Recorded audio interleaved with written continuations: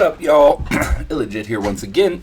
Going to be walking you through the DTO app, which I have a subscription to. The and basically, it's a training app that has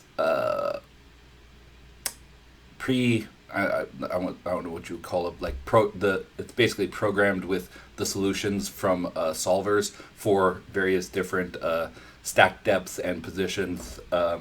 Big blind versus small blind, cutoff versus big blind, whatever, and various stack depths, various positions, and various pre-flop actions, essentially. So all of that is preset, all of those things, so you can play a lot of, there's many different spots. Not every single spot is available, but you can play, for example, cutoff versus big blind at 30 big blinds deep in a single raise pot. But the pre-flop action is done for you, essentially. And then you proceed from there to play flop, turn, and river, making what you think are the best decisions.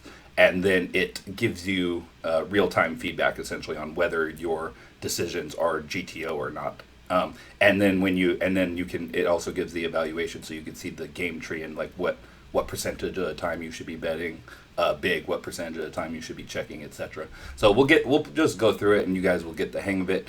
It's an extremely powerful and kind of genius app, which has all of the, or not all of, but most of the data that you get from a solver, but presented in a playable format that's kind of more intuitive for a lot of people to learn this way, rather than in a solver you run a spot, for example, let's just say also again, cutoff versus big blind, single raise pot, and then you do all the work of putting in the ranges and setting it up, the parameters for the solution, run the solution on the various streets, etc.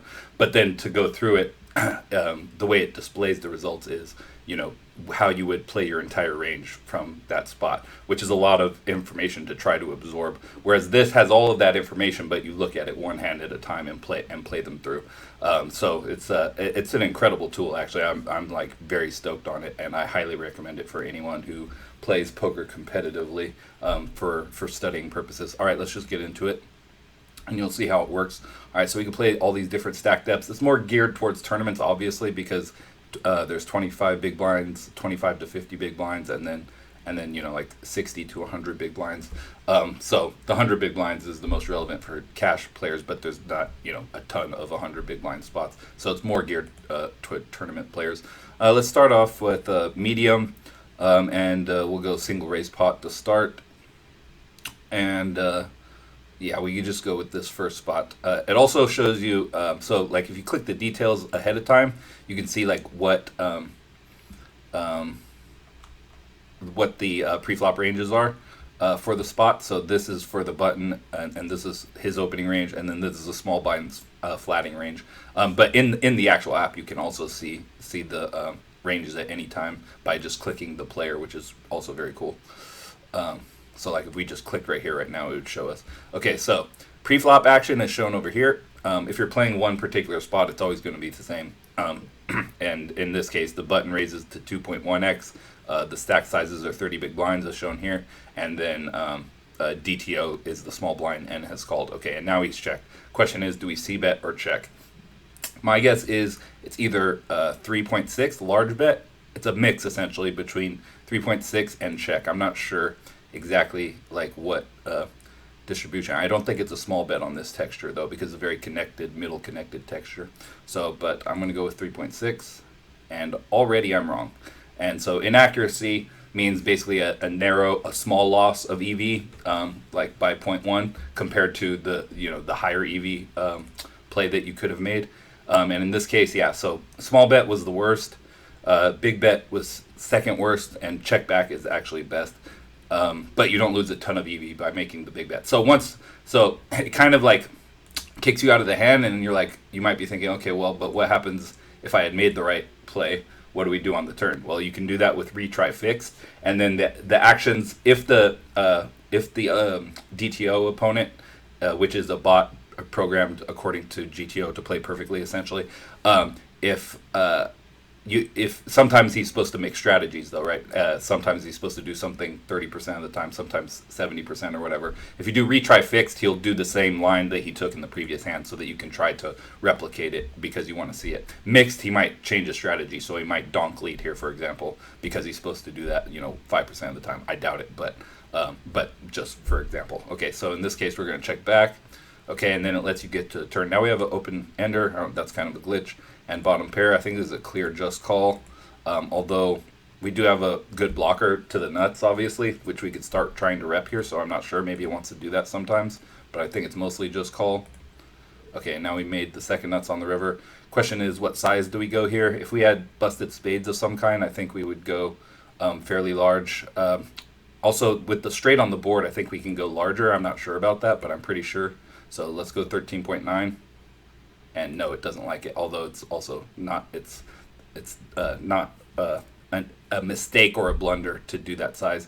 All in is like slightly like we picked the big size. All in is also wrong, but only barely so.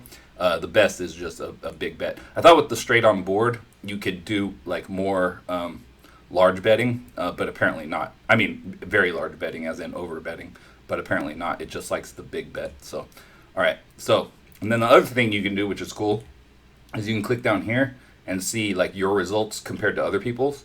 So, like at this spot. So at least other people who use the app. So you can see here averages, overall average for the hand, which means this is the percentage of the time that you either get excellent or good. Those both count as like a hand that you did correctly. Good is like you could have taken a slightly better line, but there's no mistakes essentially.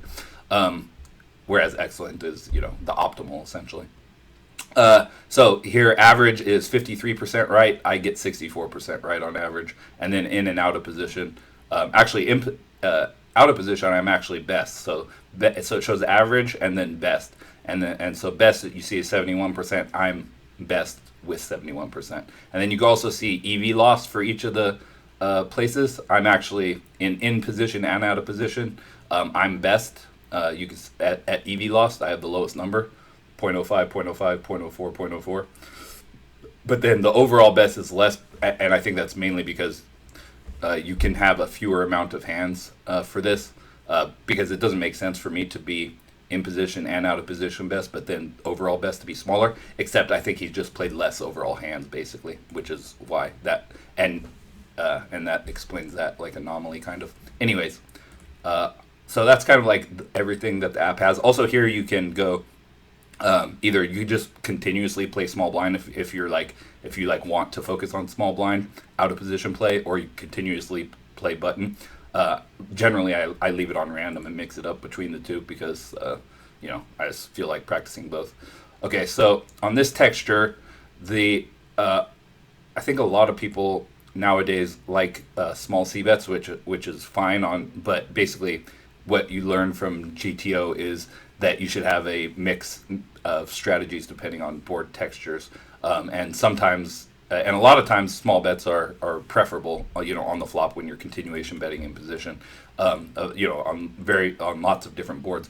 But I'm pretty sure big here because of this guy's flatting range. This smacks it pretty hard. He has lots of like Broadway combos, and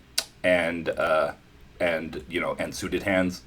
So like he's gonna have a lot of stuff he can continue with. So it's not just because we actually have top two pair and we want to kind of get the pot bigger and also like bet for protection or something. It's mainly just because on this particular texture, King Jack 7, with most of if we're going to be betting, we're mostly going to be betting larger sizes. So that's why I'm betting this large size, which is apparently correct, or at least okay, because it didn't stop the hand here. It's an interesting card. I don't think he has any ace 10 in his range even. No, he doesn't. No ace 10, no ace 10. So he literally has no... that's why ranges are important to look at, right? Because it's like, oh, he might have ace 10. No, he can't have ace 10 with his flatting range. And also, you can see, which is funny, like the small blind flatting range when you're 30 big blinds deep, like the reason it's so like weird looking is because most of the hands that when you're 30 big blinds deep versus the button, you're going to be 3-betting a ton, basically. Very large percentage of the hands that you play.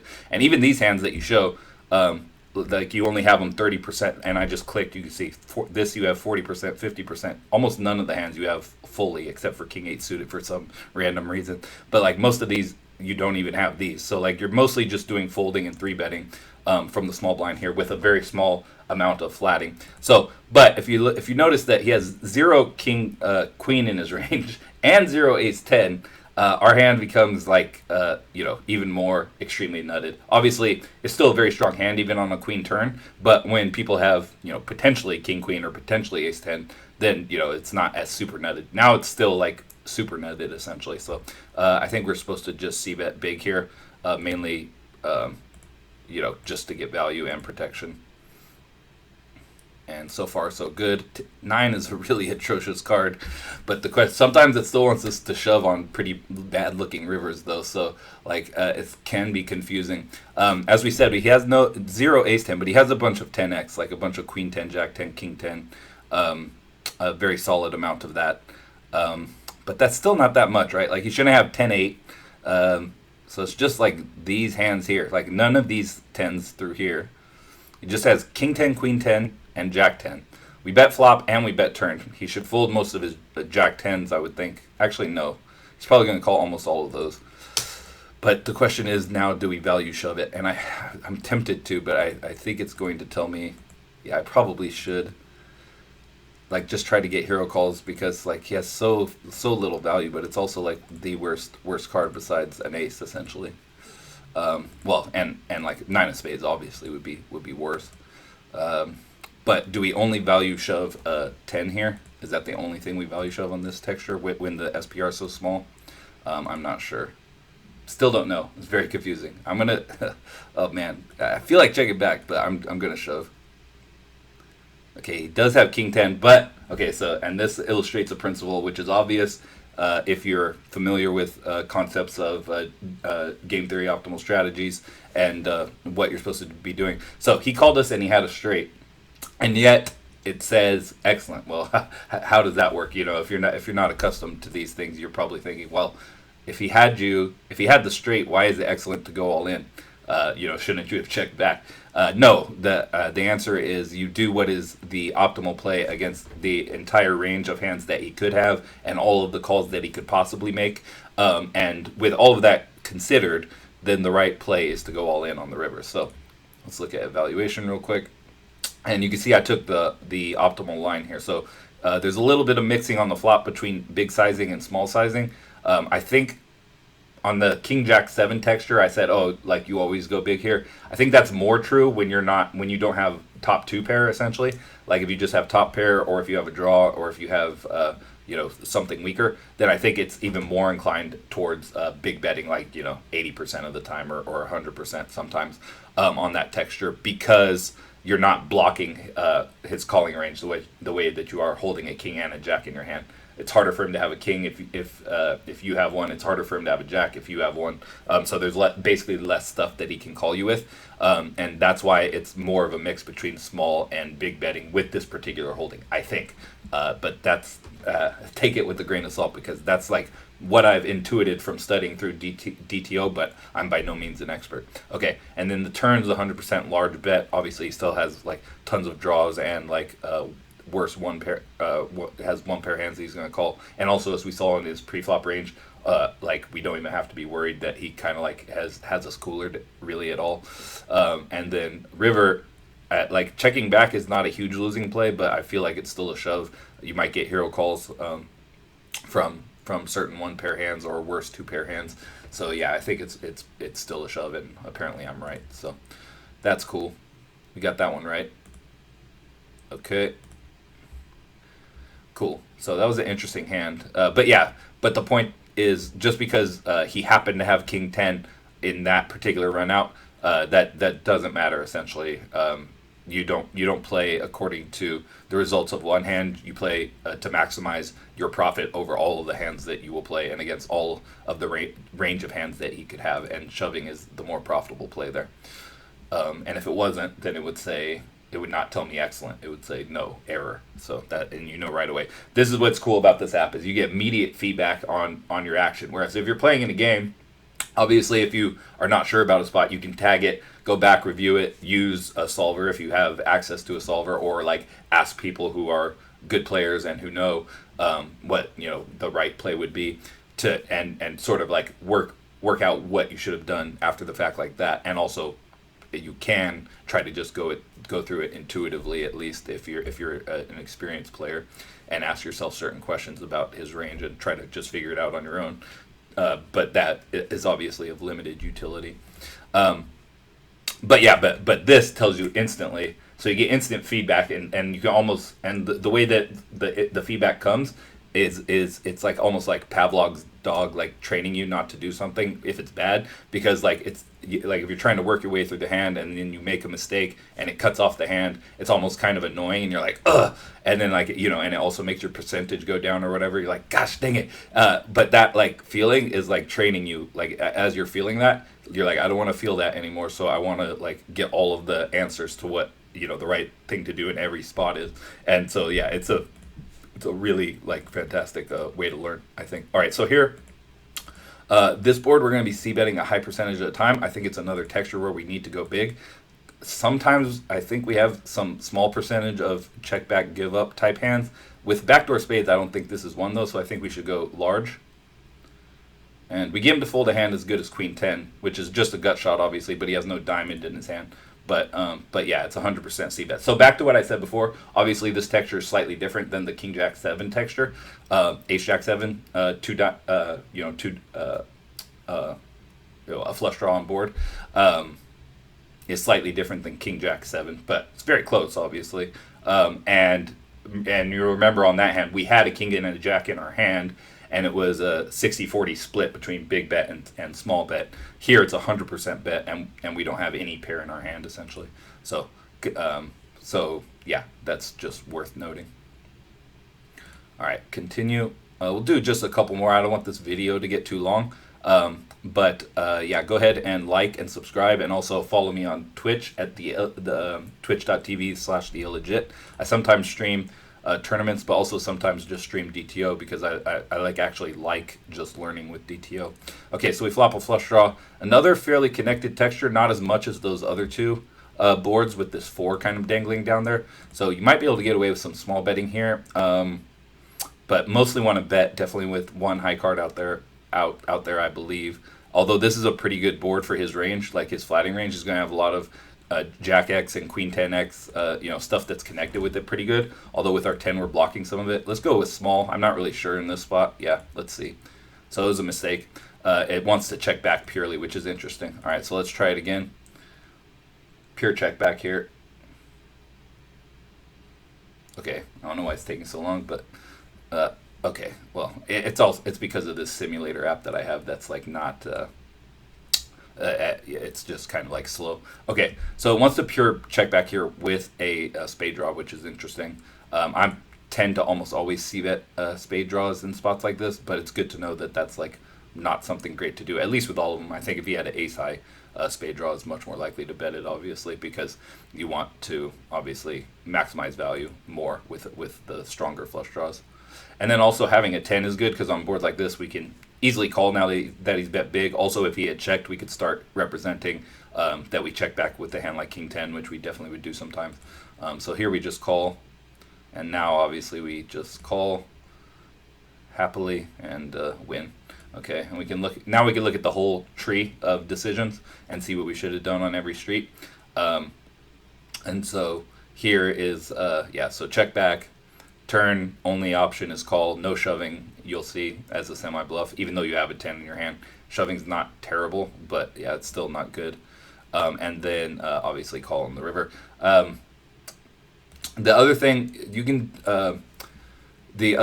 that you should keep in mind though is sometimes if a hand interests you and you want to see what you would do, like if the opponent had done something different or if you had done something different, because the game tree then after that point changes, right? So like if we had, for example, obviously we never would, but like let's say that we on the turn like raised less than all in, for example. I don't even know if that was an option. I think it was. I'm not sure if it was. But let's say we did that instead of. the other thing. Well, and then let's say he just calls. Well, then the river action will be completely different from what it was this time, because the previous street like totally changed the dynamic of the hand. So you sometimes want to just rerun the hand multiple different ways so that you could see the actions through different branches of the game tree, essentially. All right, one more. We'll do one more. All right, this looks like an easy check fold here. This board's like relatively good or like quite good for our range, but it's also decent for his, and also like we just have like one of our worst possible hands. This is a very good card for him, very bad card for us generally. Checks back twice, making it tempting to bluff river, because we definitely do have some queen nine, obviously, and a decent amount of two pairs, but not that much queen nine actually, just some queen nine suited, but as a percentage of our range, a decent amount of queen nine, and also no ace queen. But and then some two pairs. But now that we've banked a river pair, he could have some ace highs that he's just trying to check down, so we could just win, so we don't need to bluff now. And he has an 8. Okay, but looks like we took the optimal line though. Turn we could min bet lead apparently, although it likes checking slightly better. And then river is a pure check once we bink a pair. I think even if we miss, it might be a check a lot on the river, but we don't know for sure because in this instance we actually made a pair. So anyways, that's kind of my introduction video to DTO. Hope you guys liked it. I definitely recommend you get it. There's currently a promotion for it's called Free Roller, where you have access to all of the functionality of the app essentially for free, but only for 24 hours. And so I highly recommend checking that out. It's like very worth doing. And then like I subscribe myself to the high roller version because I think it's like way worth it.